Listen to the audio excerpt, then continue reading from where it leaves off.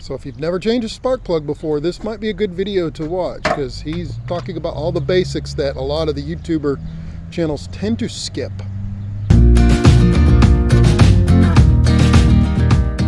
Alright, well, right now, this time we are going to pull cylinder 3 spark plug, take a look at it, because it keeps having misfire on cylinder 3.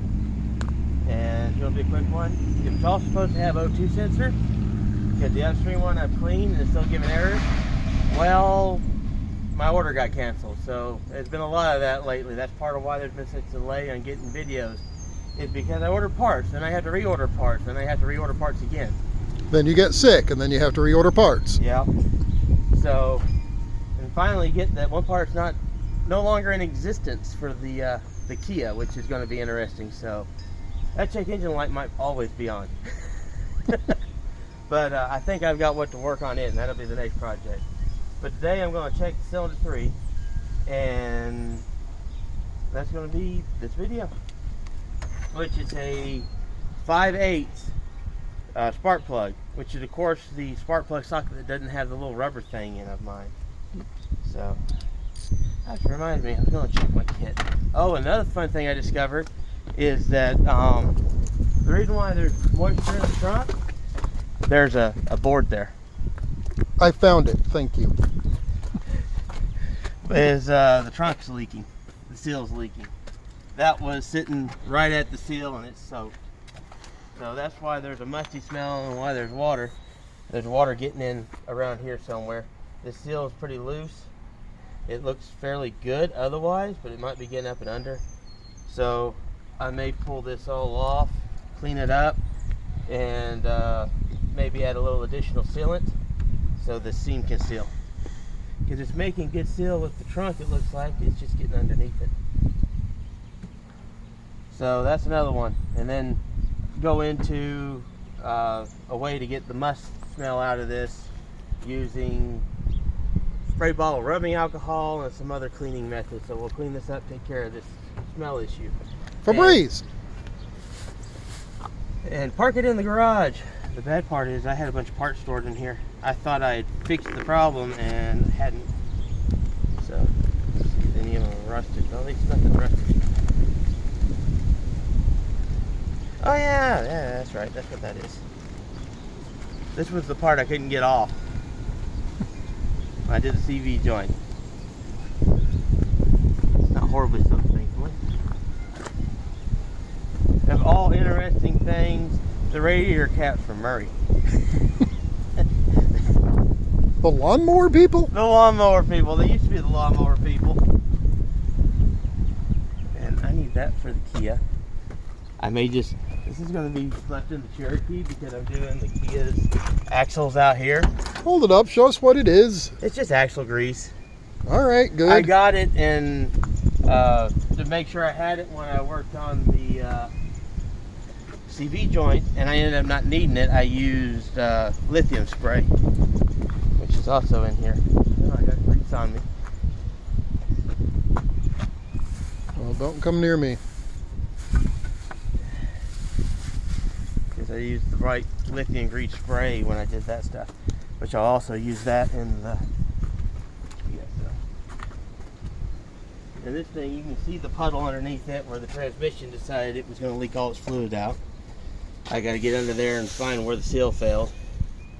Which seal failed.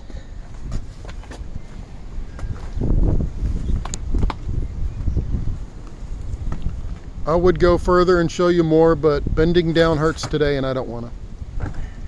Yes! It's the only spark plug thing in this one, and it's the right one, and it's got the little rubber bit, so. What rubber bit? There's a little rubber insert that grabs the spark plug. If you have a spark plug socket without that, it won't hold on to the spark plug, which makes it near impossible to get out when you got a tube to pull it out of. Oh. Which, Cool. Until I got import cars, the only vehicle I ever run into that used this for lawnmowers and chainsaws. So I've got one without one.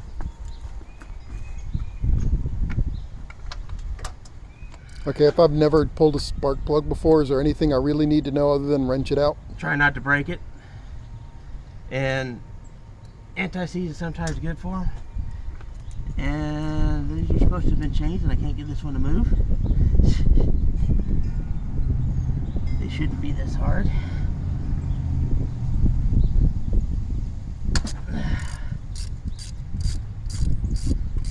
Oath strength. TM. Yeah, it should not have been. They have a torque spec. But generally you just want them good and snug. You don't want to gorilla strength them. I don't know. Okay. Does that look original? What am I looking at here? It's burning oil. It's a radium. So it's an NK radium, fairly new spark plug. That gap looks way too big, and it's a little oily, so it is burning some oil. But it's burning oil, not coolant. And it's not horrible. It's got a little bit of carbon buildup, a little bit of oil buildup, but nothing bad. And these engines are known to seep, so. Are you gonna lick it and taste it like some of the big name YouTuber guys do? Nah, I just got it on my finger and rub around. That's motor oil. Come on, lick it. To be big on YouTube, you gotta taste weird things. Just look like Good Mythical Morning. They made an entire career of it. And we wanted to do food stuff. I ate jowl bacon yesterday, so it weirds everybody out. Yeah, we keep threatening to do a food YouTube channel. We haven't done it yet.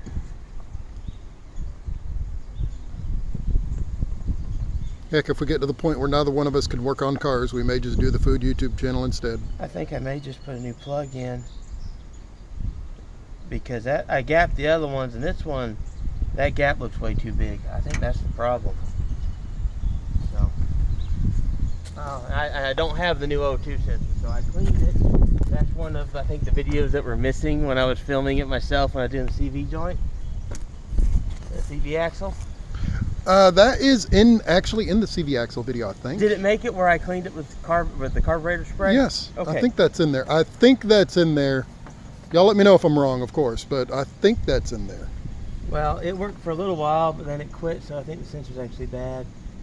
But first things first, I've got to find where I put these on the house. Or that spark plug is just Where are you? being bad. Now, random stupid question time. So what if the gap is a little bit bigger? It's still creating spark, right? Who cares if it's a little bit bigger? It can cause misfire, and that's what's happening is misfire. If you get the gap too big, you're not getting proper ignition. So it affects how hot the spark is, how big the spark is. So it affects how it detonates. And if it's not right, it can mess up the detonation in the cylinder and cause it to misfire. So what you're saying is it's a good idea to check the gap on spark plugs before you install them. Yep. And don't just trust what the freaking company has told you. Make sure you check them. Yeah, the boxes, they do standards. They're not always the same. Even with the box before I got, there was one that was off. There's one that had way too much gap.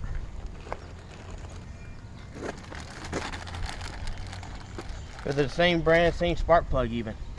So I'm just putting a new one of what was in there in.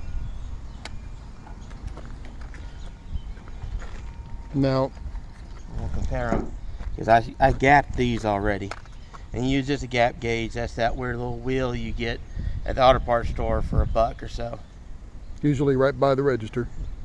But see, that's a proper gap, and it's not quite, doesn't look to be quite as big.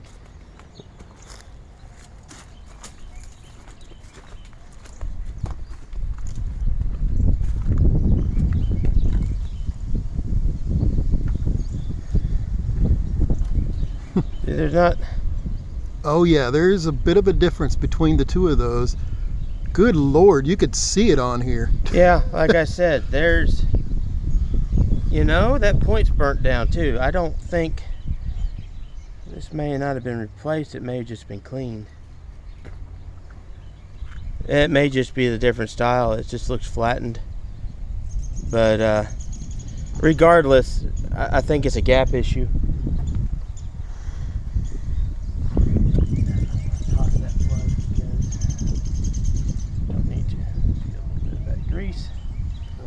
donate grease because I don't have the grease with me.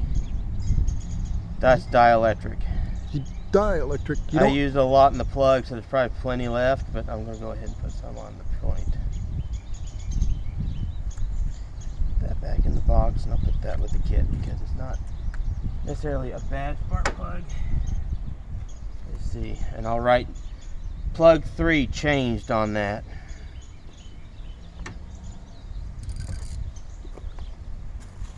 I'm going to go on a plug 4 too, I think, see what it looks like.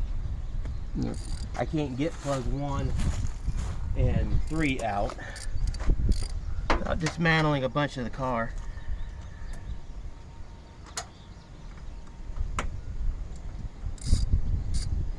You mean 1 and 4? No, this is 2 and 4 over here. It's 1 and 3 over there. Oh, okay. Apologies. This is number 1, this is number 3. That's number 2 and number 4. So you're saying you can't get 2 and 4 I out? can't get 2 and 4 out. Yeah, I got them backwards. Sorry. Yeah, this is cylinder number 3. This is the one that's constantly showing problems. Are you going to change cylinder number 1 as well? I'm going to pull it. And you notice I'm not using the handle at all. I'm basically just using the end for tightening because you don't want to over tighten. You can use a torque wrench, you get torque specs. But it's just good and snug enough that it collapses the seal washer a little bit. So it seals. All right, what is a seal washer? What are you talking about? I'll show you on this next plug I pull out. So if you've never changed a spark plug before, this might be a good video to watch because he's talking about all the basics that a lot of the YouTuber channels tend to skip. And it shouldn't be this hard to undo it. And I really should have used just a little bit of anti-seize on that last one. It's good to use it on these so they don't seize up.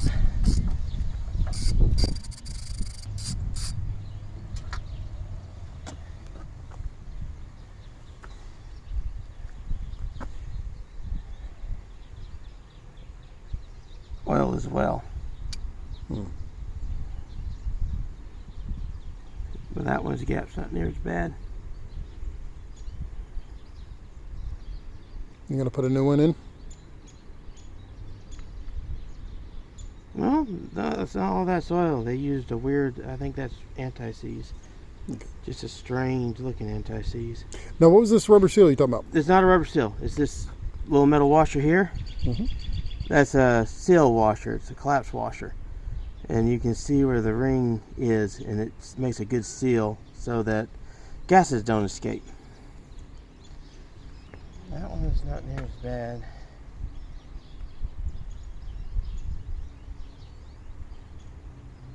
They're the same kind of spark plug. I'm going to go on and replace this. I'm having no codes from this side. So all the Misfire codes have been from this side. And since they are the same spark plug, same spec, same everything, putting the 2 new plugs shouldn't affect anything because they're the exact same plugs. Other than if those plugs are gapped wrong and these aren't, it'll solve that problem.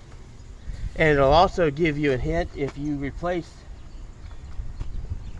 2 with new ones and then the other side starts giving you codes, and if it's just spark plugs, you need to replace the rest of them.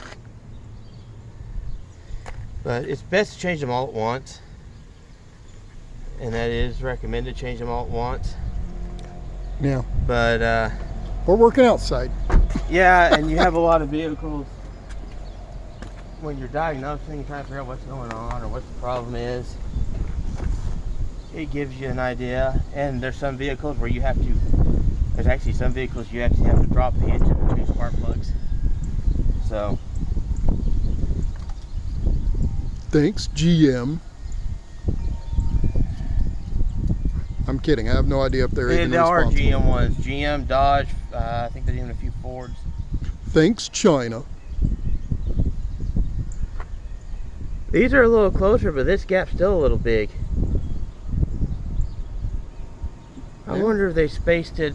See, there's different specs. And, oh, I'd have to go back and look. I think it was .4 or .04 was the spec for this, and a couple of these already came out gapped .44, which I have to look again to double check that. It'll pop up somewhere up here. Yeah, with the specs, but I gotta look online again to remember for sure. And sorry to get you out of focus there for a second.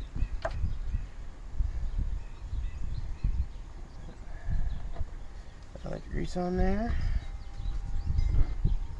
But there's also still plenty in the plug.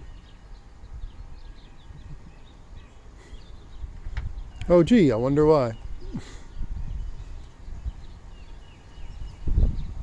And replace these two spark plugs. Those spark plugs didn't look very old, so they probably were replaced.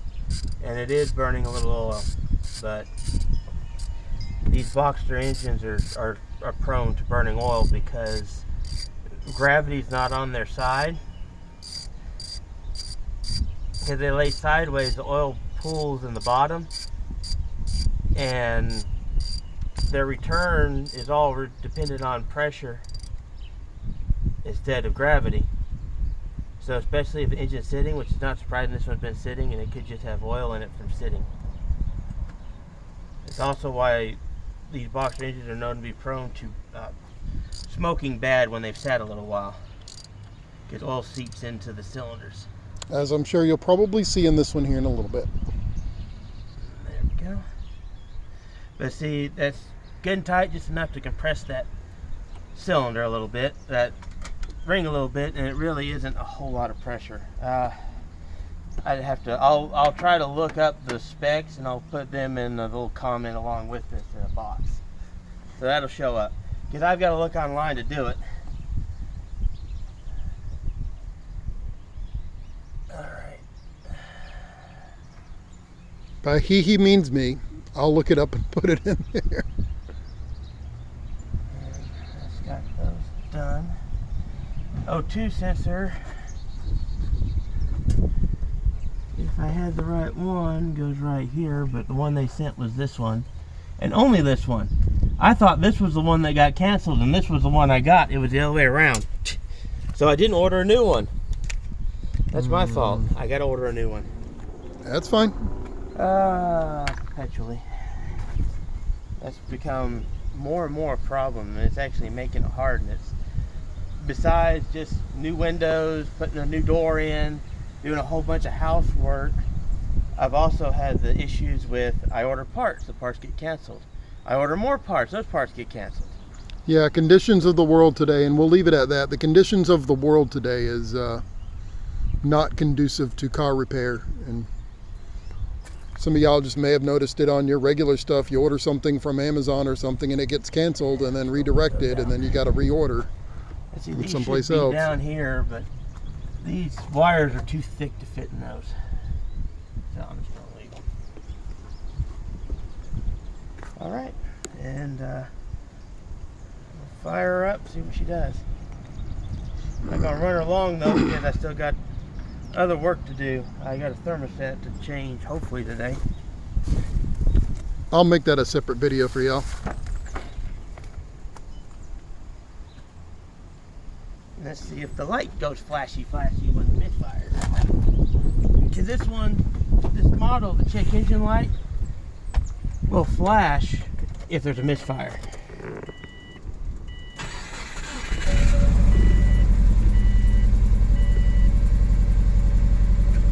It didn't flash? I don't hear anything. There's a flash. So I'm still saying there's a misfire. Maybe it's from how long it sat. No, it's probably from the O2 sensor not giving the proper fuel feed. So Flashy, stop. the O2 sensor is still a problem. And so I've got to change that.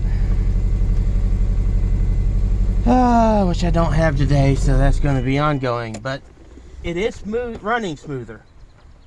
If you didn't notice from the sound, it idle bounced a little bit, but it wasn't doing the it wasn't missing. Everything is it's firing now, so It didn't sound like a Lars Ulrich drum solo. replacing those two smooths it out, which is good.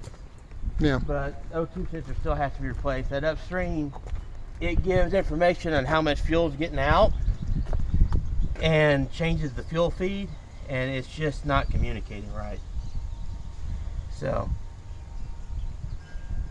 All right. So O2 sensor will be next. yep. Well, maybe not the next video, but we'll do that next. Yep. Well, not very next. We got. And I am going to mark, like I said, I'm going to mark number 3 and number 4 on these, so I know they're the old ones. But they're not bad plugs, so I'm not actually going to toss them and go read with the other new ones. It reminds which ones have been changed. I have to find a pin though. So Okay. until next project. Y'all have a good one.